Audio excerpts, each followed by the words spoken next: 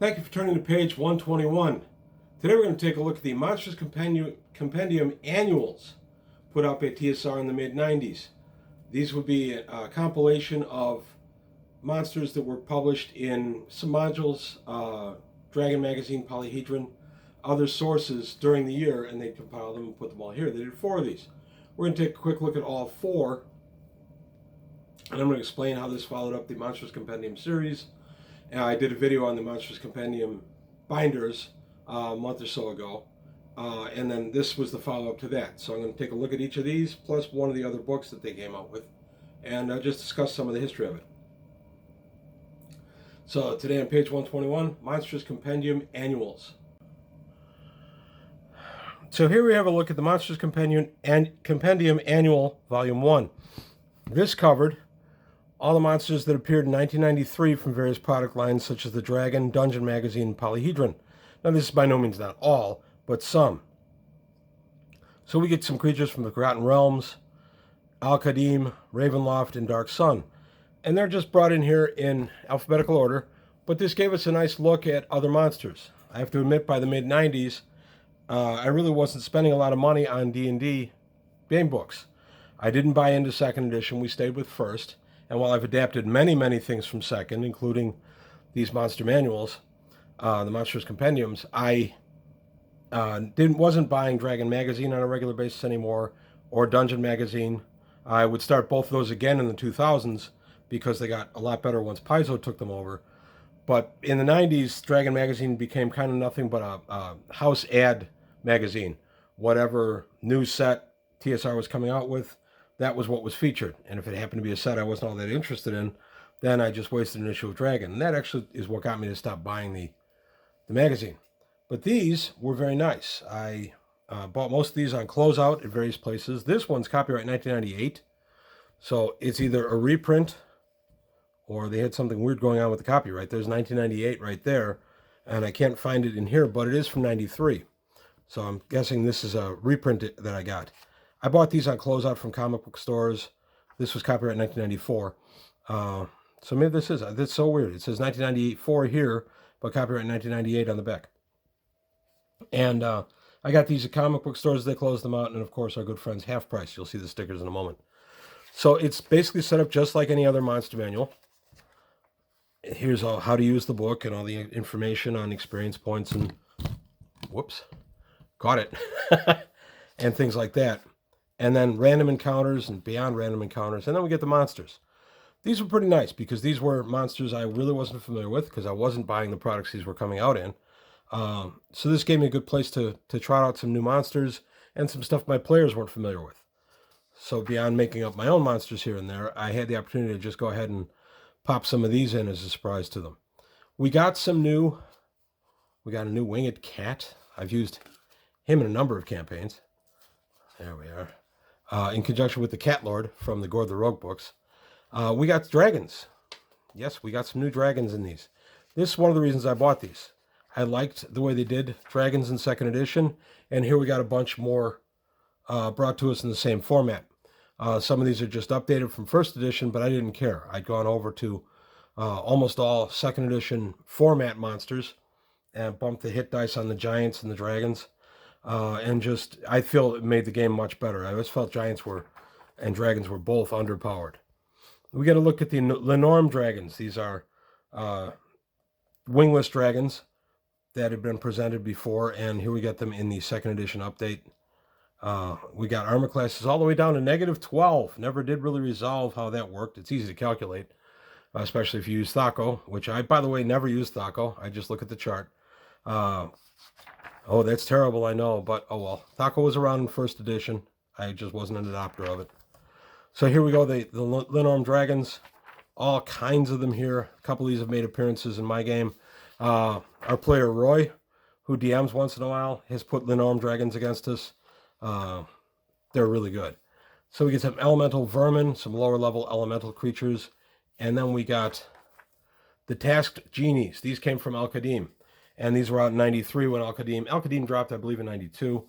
These came out with it, and then 93. A task genie is basically a genie that has one purpose. Instead of the I will grant you 3 wishes genie, we have a genie that's tasked to one thing. In this case, an administrator.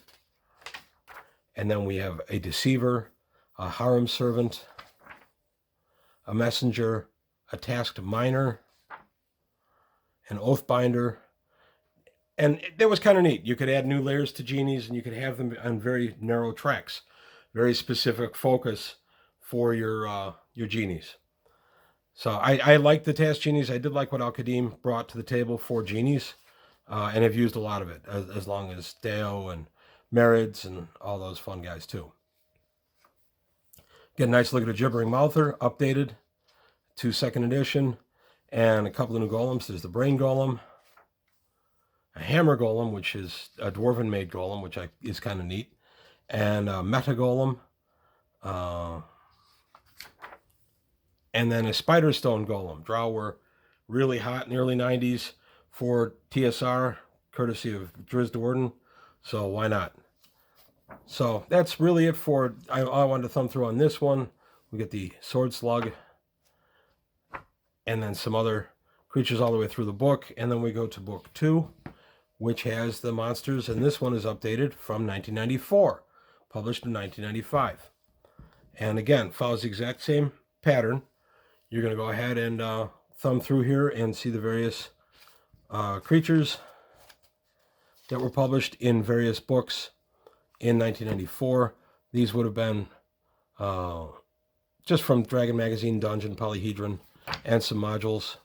One thing about TSR in the 90s, they weren't above doing reprints, because let's face it, reprints are cheaper than creating new stuff. These were reprints I didn't mind getting. A Savant, Aboleth. I always love Aboleth. I'll take any I can get. Just ask my players. They hate them. Let's see if we got any dragons in this one. I thumbed through these. We got a lot of new dinosaurs in this one. We got a half dragon. We got the Brine Dragon. And that was it. So not all of these had a bunch of dragons. It really depended on what was going on. We have the Vistana, which are from Ravenloft, but could easily be the Rene from Greyhawk. And then the Laird, Lycanthrope Wereshark, Meanlock, a Greater Mimic.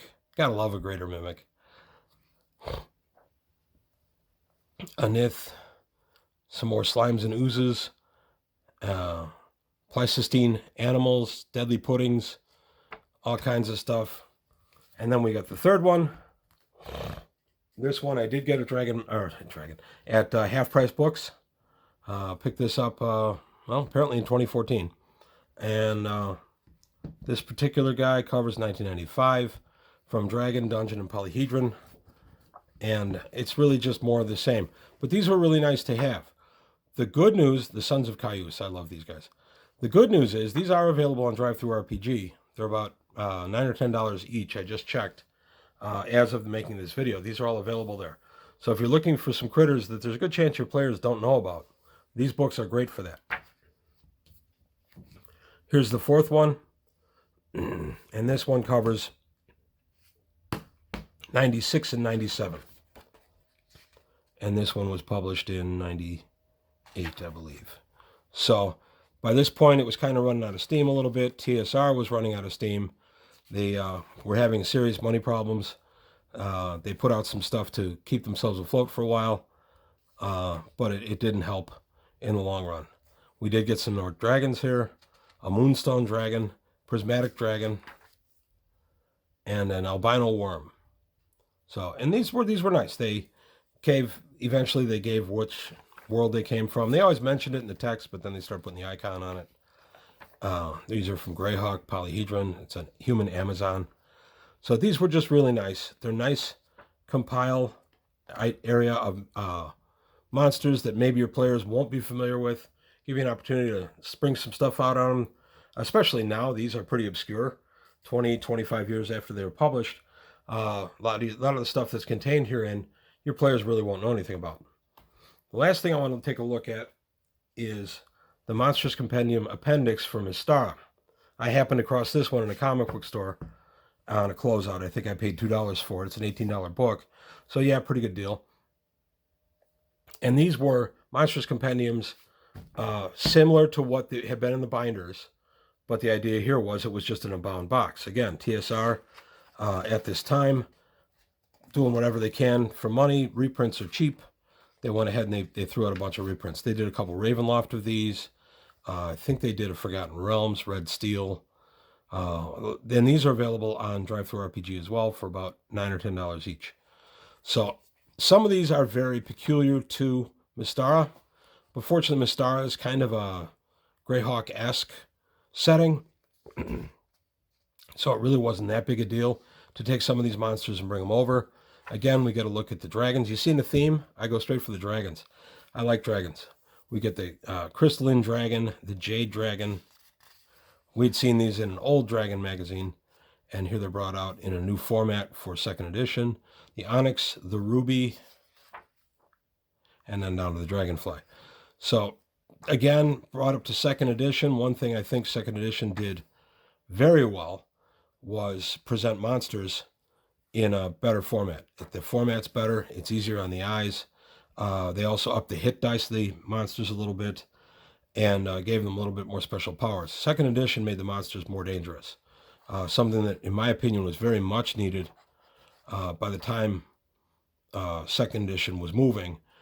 Even 1st edition, once we got weapon specialization in 90 or in 85, we needed something to kind of bolster the monsters. I was already doing it on my own, but it was nice for TSR to publish some stuff that I was able to just take as it was written.